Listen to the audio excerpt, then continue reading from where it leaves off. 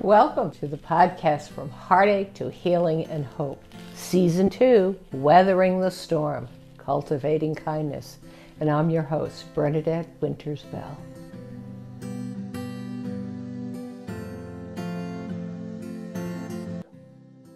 Welcome, everyone. This is Bernadette Winters-Bell at the podcast From Heartache to Healing and Hope. And in this, the second season, Weathering the Storm, Cultivating Kindness, I want you to meet someone special, Mikala Gallo. Welcome. Hi, thank you so much for having me. Absolutely. So I'm going to take a leap here and say that of the two of us, you know yourself the best.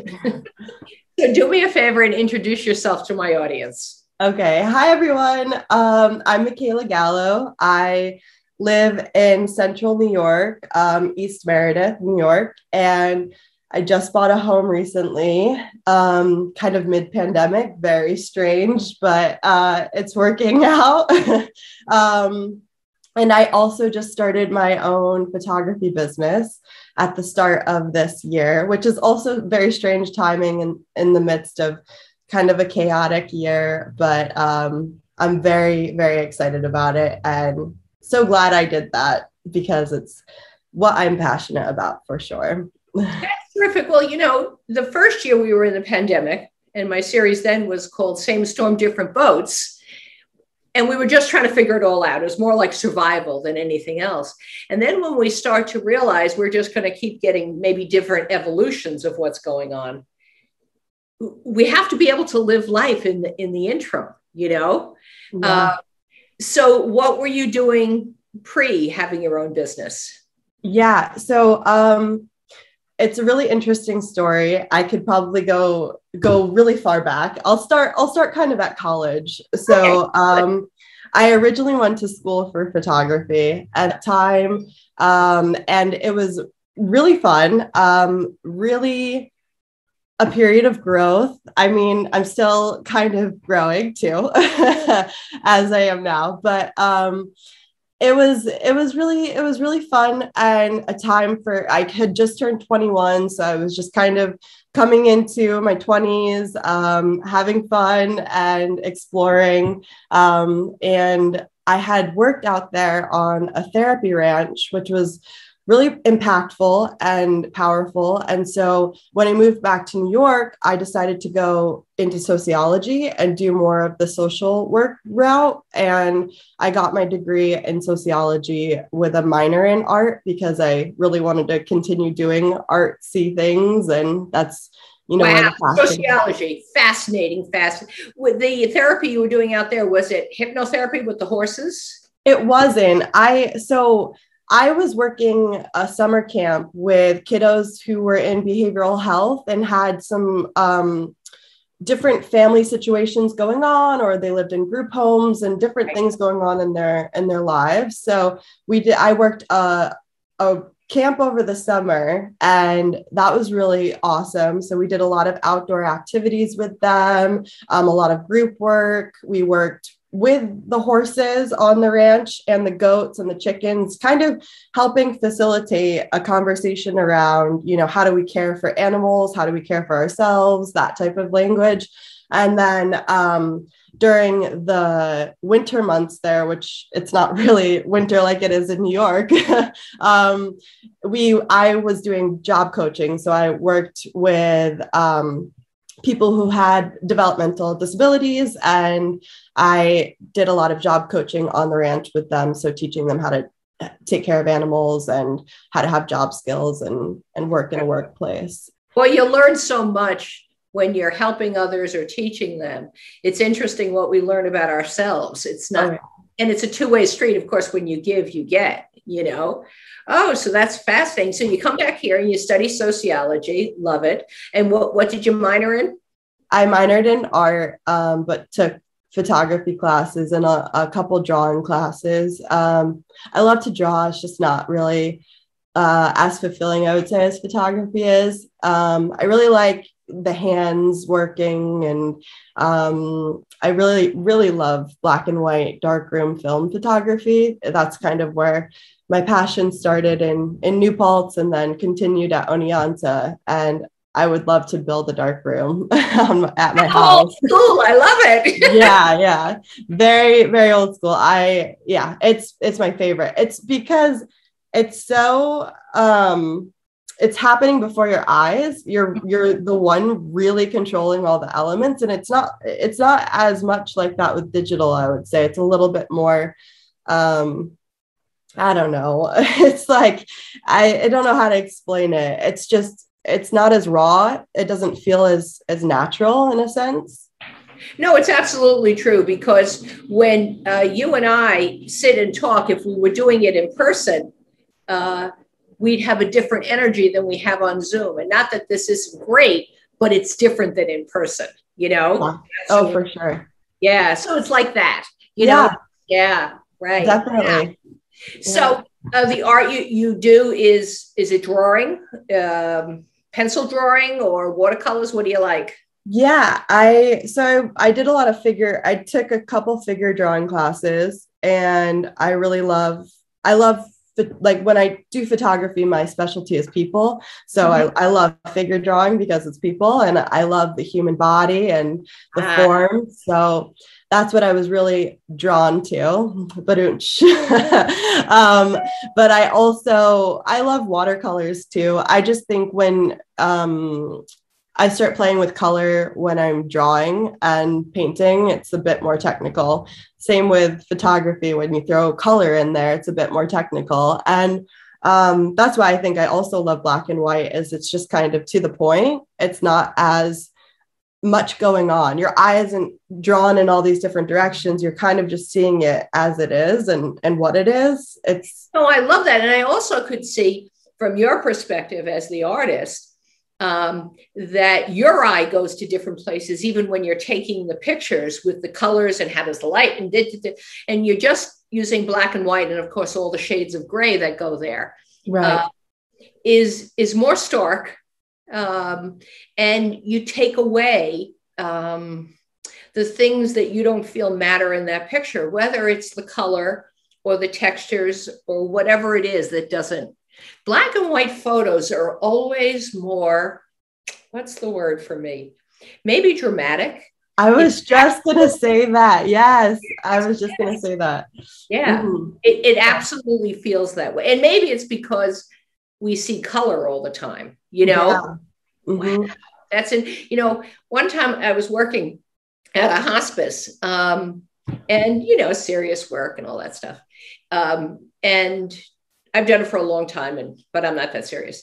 And I walked into the admissions office, and I had on a bright green winter coat and hat somebody made me.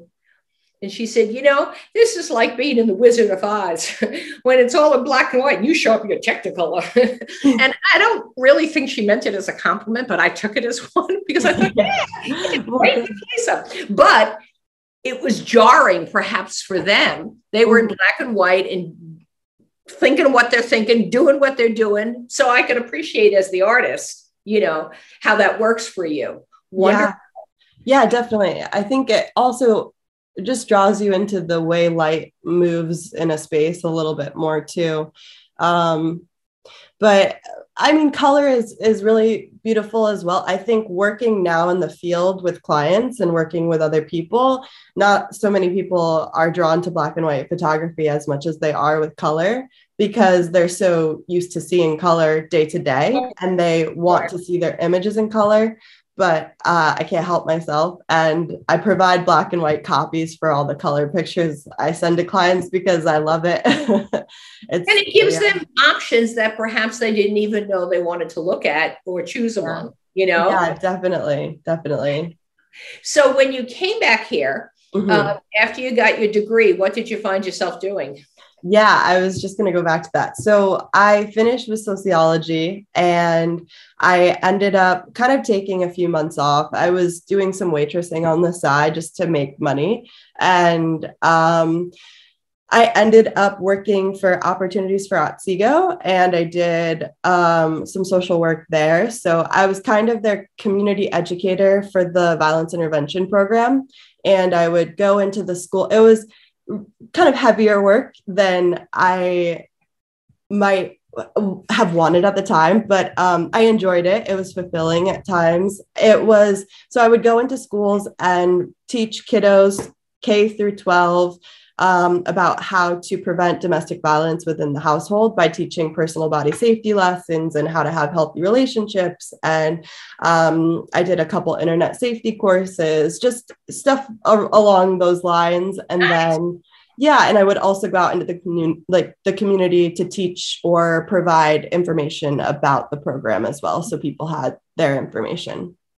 Love it, love it. And then, did you work there until recently, or how did that go? Yep. So I was there in the pandemic. So I'm trying to remember specifics. I graduated in 2018. I want to say 19. I don't know. It's like 18, 19, something like that. Yeah, something like that. I graduated and then I took some time off and then I ended up going to work there. And so I had worked there. I just remember specifically starting in around September, October, and then worked there until February, March hit. And that's when the pandemic started. And while I was there, they said that I still had my job. But they told me I couldn't work.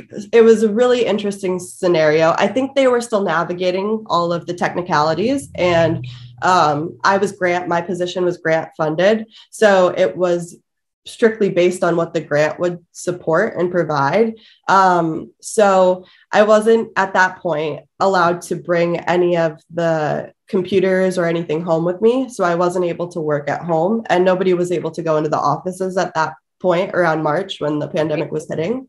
So I had 2 months of kind of leave, but they were still supporting me financially. And then after that, it was kind of like, all right, we'll be back in a week. All right, we'll be back in a couple of weeks. All right, we're not going back for a while. So once they found out that we wouldn't be going back into the buildings, they were like, okay, you can work from home, obviously. And so they provided me with those things. And then I worked from home. And then fast forward, I was working from home all of last year. And that I'm just trying to figure it all out. It's been a whirlwind. Absolutely. Yeah, I ended up leaving that position in May of this year. Beginning of May was my last hurrah there. And had you planned then to start your own business? So I'm realizing now I am a very, what's the word? I don't want to call myself irrational, but I definitely jump on things a little bit without thinking too quickly. Yeah. What did you say? Spontaneous. Yeah, spontaneous. That's a good word. It sounds better. Yeah, it does. It's a little bit softer. So I am a little bit spontaneous. And I remember just being like, this work is powerful work, but it's not fulfilling. And I've always really loved photography. And, why do I keep holding myself back?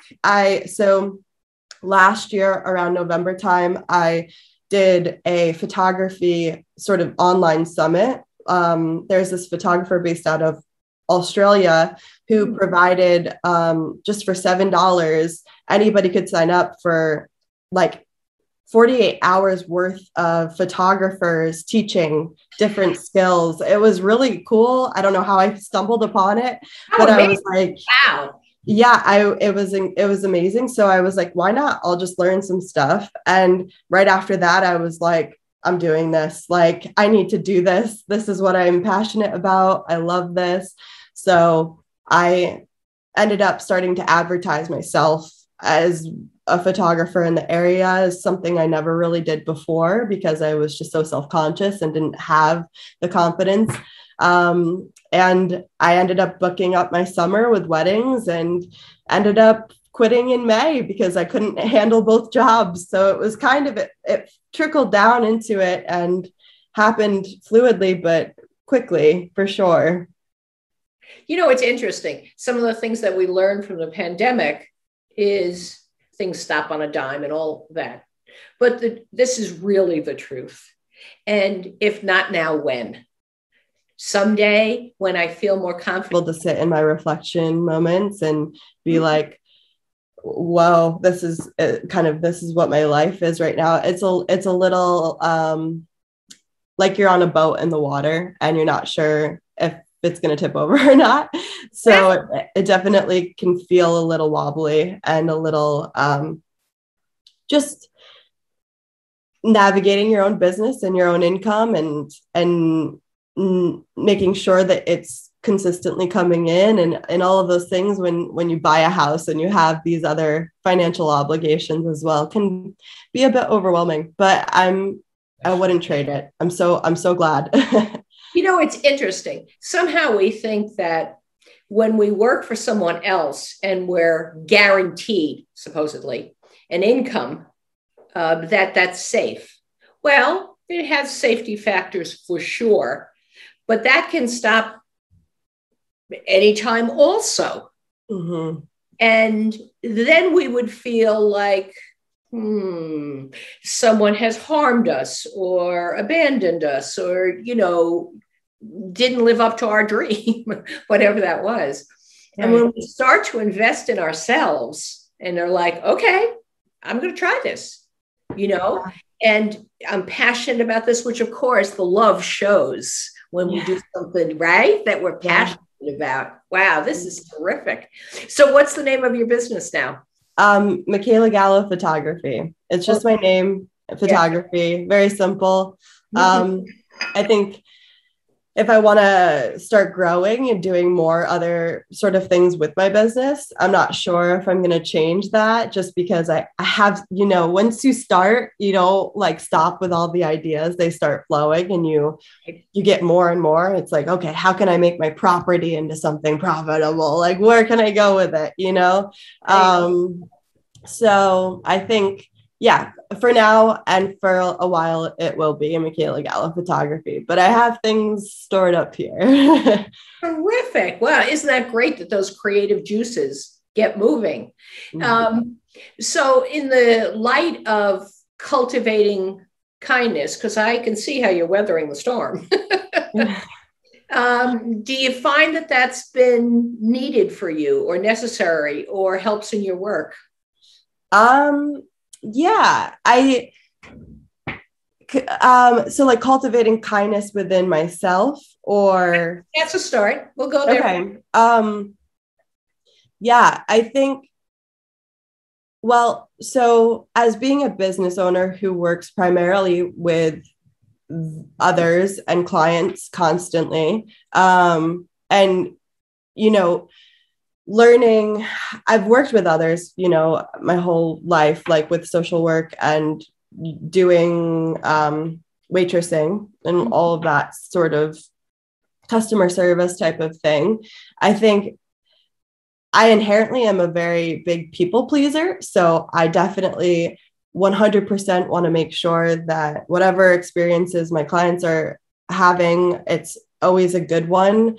And I try to be as communicative as possible. So I definitely care so much about what's going on with everybody else. And I think at times I neglect what's going on within myself, as we tend to do as people pleasers and humans. And I think women sometimes grow up to do that more.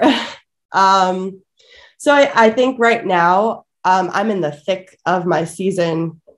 September and October are super, super busy. So I think finding time for me to take care of myself and be a little bit nicer to myself has been a bit of a challenge for sure. Yeah. Here's an image to think of in that respect. So I talk to people in my practice about, imagine there's a pie. So I imagine when we're younger, the pie is bigger but thinner.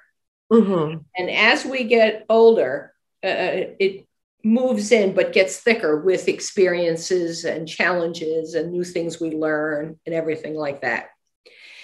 But this is the pie of your energy and your time and your focus, everything. Yeah. There's only so many slices that'll come out of this pie. Now, you could cut them really, really, really thin. That's true. You could have 400 weeny little slices.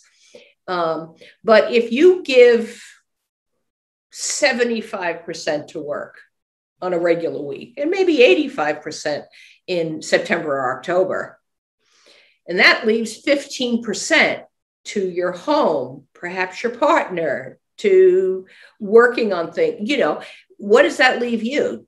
1%, 2%, it's not a big slice, right? And when we run with only that small amount or a deficit, when we're getting going and we give a lot, and sometimes we run beyond what we have to give, you lose something there, and the roosters come home to roost, and you find yourself like, oh, I'm so tired. I don't know if I could go on. Right. Yeah. And that's when our immune systems are triggered, that we haven't been taken care of, and get sick, Now, maybe normally it would be a cold every year, let's say, if you're working at that pace. And then it becomes the flu. Well, we all can't afford, I believe, to be running at deficits with the pandemic and the Delta variant and whatever else is out there. Yeah. Personally, from a therapist perspective, I'm thrilled to hear that you're thinking about what piece of the pie you're going to give to yourself so you can do all the other things. Yeah, definitely. This morning I had woke up and I was like, I need to take care of myself a little bit here. And I went for a run. I was also thinking, I don't practice consistency enough in my lifestyle. And I'm realizing that in a lot of avenues of my life. And so I don't consistently work out, but when I do, it's great and I feel good. And so I was running this morning and after the run, I started walking and I just started crying, and it was like so healing, but also so like, what is going on right now, and trying to kind of feel all of the feelings that I've been storing in my body for sure. And it feels so good to cry. Like, it feels so good to let yourself just cry. Yeah. Well, I'm so glad that didn't scare you. I tell people in my practice that I give extra points for tears, and I actually mean that. And when they tell me they're crying, I'm like, hey. Yeah. Because first of all, I know that we all take our emotions and thoughts and stuff them down because we don't have time, energy, desire to deal with it. Mm-hmm. And we act like we have a hole at the bottom of our foot, and I'm not checking anybody, and it's all going to come rushing out, which of course it doesn't. It just gets bigger and deeper and denser. And then somebody says, how are you? That's right. Yeah. And so it's coming out. Yeah. Now, are you going to let it out like you allowed today? Yeah. Or is it going to jump out when you're not expecting it and don't want it? The other thing is, and every woman knows this, the relief and release that you feel at the end of a good cry. Oh, yeah. Well, one of the reasons we do is our body has made the toxins come out in our tears. That's the science of it. Yeah. What do we feel better of? The junk's coming out, Yeah. So that's a terrific, and we don't have to know what it is that's coming out and all that other stuff. Just let it go out, So yeah, totally. And I think there's such a big stigma within our society that if you cry, you're weak, women cry, you're so emotional. There's just kind of just a lot going on with the essence of crying. And I think there's times where I'm a very openly emotional person. So when I'm with people and they're like, hey, how are you? What's going on? I'm very like, I'm not okay. And I talk about it kind of, but I sometimes will feel, when I'm in the presence of others, I can't really fluidly cry. And maybe it's just tears and I'm like, oh, I'm fine. Everything's fine. So yeah, just, but when I was alone, I was just like, really letting myself feel it. And I honestly it's great to be among a therapist, and I should really go to therapy because I think that would be very helpful for me at this point. But I realized the other day in my kitchen, I was kind of like talking to myself like I was to a therapist. And I was explaining everything that was going on just in my head, Right. as if I had a therapist there with me. And it was great, but it was like, gosh, I got to go to therapy. We don't ever realize until we do something like that how much is in there. Yeah. The other thing is the talk that we're having with ourselves, as you learned, goes around and around, and we're the only one putting input into it, which may not be the full scope of what is important, which is the reason that we talk to friends or family. Right. But they have their perspective. And as you know, crying in front of other people just scares the little panties off of them, because people are like, oh, yeah, here's a tissue. Yeah. Which in essence means blow your nose and stop crying. Right. Because they don't know what to do with it. Right. They're not just, oh, she's crying. That's great. Yeah. Yeah. Right. Yeah, totally. And it's really interesting. The last time I went to therapy, I saw somebody who I didn't see again. And I cried during the session, and I felt judged. And I don't think, it was a good fit at that. And I didn't go back to this person, but at the end of the session, they were like, you seem really depressed. And I was like, oh, that was the straw for me. Like, wow, that wasn't helpful. To learn crying depressed. Right? Yeah. Like I was just kind of like, this isn't, no, maybe I am, but I don't want to hear you say that to me right now on the first session. If you go someplace and it's safe, yeah, or you feel it's safe, you should be able to cry. I mean, that should be allowable, of course. Totally. So when you go and doing your photography, and people might be nervous, what kind of kindness do you express to them? Because I can just tell you're such a kind person. Yeah. How do you put them at ease? So I've had a lot of people reach out. So how do I know what's going on with them unless they tell me, right? So I've had a few people reach out to me and say, hey, I'm a little nervous about our session. Like what's going on? So what I tell them when they reach out to me, hey, it's going to be so much fun. Like I have all of these techniques that I do to make sure that it's going to be a good time and you're not going to feel nervous. Like I'm a very weird and open person, so I'm going to make it fun and playful, but I kind of match where you're at. So I like to use a lot of people feel a little bit more self-conscious in the areas of what do I do with my hands? Where do I put my body? Like, how do I pose kind of thing? What do I do? That's perfect. Yeah. How do I look? Yeah. And I get that. Like, I always feel really uncomfortable in front of a camera. Like right now we're in front of a camera. I look at myself, it's off-putting. Looking straight ahead. You're doing great. Yeah.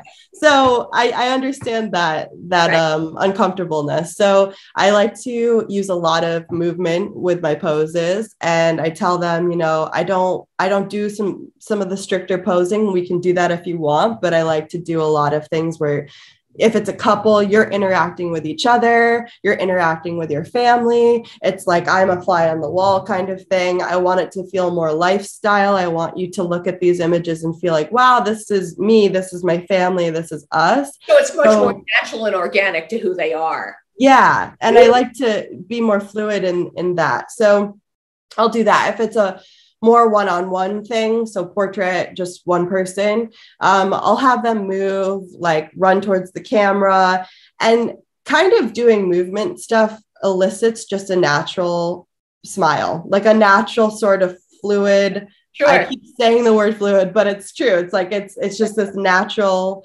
feeling of comfort. And then you feel kind of silly doing it. So you laugh and you feel giggly. So I do stuff like that. And I tell my clients what they're going to expect from me at a session in that sense to ease the nerves. I will bring music if they feel like the silence is uncomfortable. And I also just, if I feel like maybe it's a little bit awkward or uncomfortable, I'll kind of set my camera down and just talk to them. And I'll just, we'll take a second and hang out for a bit. Like, I like to schedule my sessions so it's not like I have a session back to back to back. Like if I have a session one day, that's my session for the day. And I try to give that my time and my energy. I do have like set time limits on sessions, but I don't know. I'm not the type of person to be like, oh, hours up, like you're gone kind of thing. I don't feel like that's cool. It's wonderful that you're willing to do that in this new business and to say, okay, in my mind, I have this set time. Yeah. But because you know someone else is not coming 7 minutes later, that you can be more relaxed. Yeah. So how do you keep yourself creative or the process creative? Do you have other projects do you work on, or how does that work for you? Yeah, this is such a great question. So I've definitely felt myself a little bit burnt out at moments of losing that spark of creativity and kind of feeling like the monotonous, okay, this feels like the same session I did last week and it's like the same thing.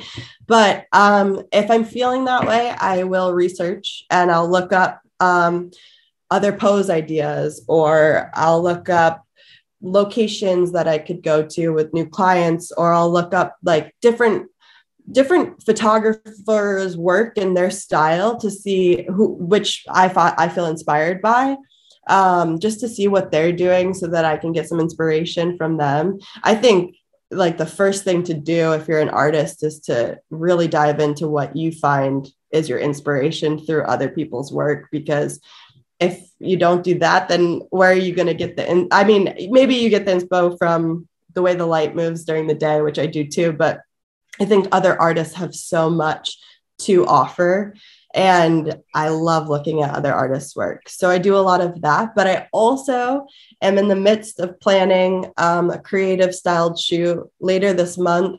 And I'm going to be working with a lot of local businesses, which I feel like give a lot of inspiration for me as well. I really want to try to build community and support other businesses. And if I can do that with my work, that's really cool. So I'm excited about that. And that creative is all of the businesses working together or promoting one another? Yeah, essentially. So it's a styled shoe, which I have a lot of ideas for it. I'm not going to say too much because I'm not so sure how it's all going to unfold at the moment. And it's sort of like in the beginning processes of coming together. But I'm collaborating with Hyde Hall outside of Cooperstown, New York. Sure. Mm-hmm. And we're hosting it there. And then I have a few other businesses supplying clothing and flowers, and it's going to take place at Hyde Hall. So all of the images is going to be a collaboration of the people who come together, model the clothes, model the flowers and everything like that to use for advertisement purposes. So it's just a collaboration. Like I'm not getting paid for it. I'm not like, nobody is expecting that. So it's just a very creative time for everybody to come together and kind of get a piece of the pie, essentially. Exactly. I just love it. Here in Oneonta, and you're talking about a place north of here and live nearby.